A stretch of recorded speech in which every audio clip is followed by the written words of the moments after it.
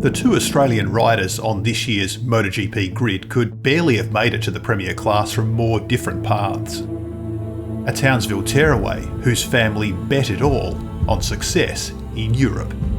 And the son of two-wheel royalty, a rider who was thrust into the spotlight, whether he was ready for it or not.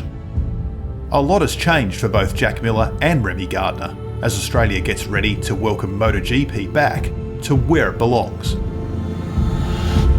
Phillip Island.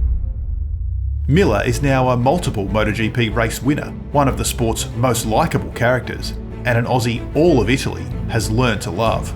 And Gardner returns home as Australia's first Grand Prix motorcycle racing world champion for a decade, after triumphantly taking the 2021 Moto2 crown. For Miller, Gardner's rise, and the grind behind it, is one of MotoGP's true feel-good stories. Fully fledged MotoGP rider, I think he's one of the most deserving guys on the grid to get that spot. Not only a fully fledged MotoGP rider, he's a Moto2 World Champion. That alone says a lot. He's done the hard yards, that's for certain. But the cool thing with Remy, or let's say the really good thing behind that whole story, is just the never say die attitude and the keep plugging away. He went back, okay, step up to Moto2 and Spanish Championship and found his way back in that way. And it's got him to where he is today. The last time Gardner raced at Phillip Island, a circuit where the main straight bears his surname, he was a rider who had genuine promise, but not necessarily the performances his talent suggested.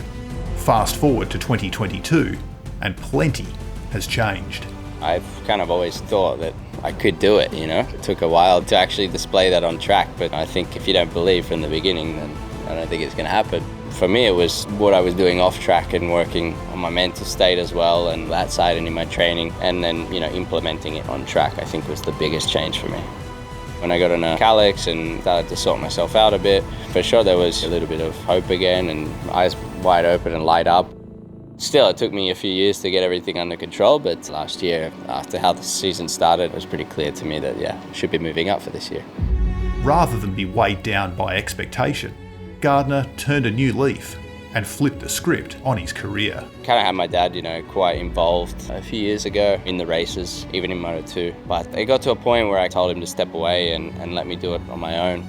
I kind of changed my outlook a bit more, always keeping a bit more positive and just always doing your best. And even if the situation's not the best, and even if you didn't have the best equipment and the best bike, you know, I was always positive and just tried to make the best situation of what I had. For sure, the last 2 or 3 years, I made a big change on that aspect of attitude, let's say, and just trying to enjoy everything a little bit more. That enjoyment extends to this pair of local heroes returning to one of the world's most revered circuits after 3 long years.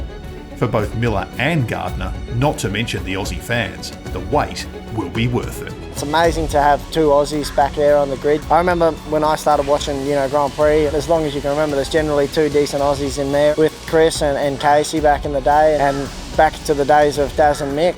I mean, it's unreal to see that happening again. We all expect him to be up the front, and it's great, and hopefully he'll give me a tow and let me follow him.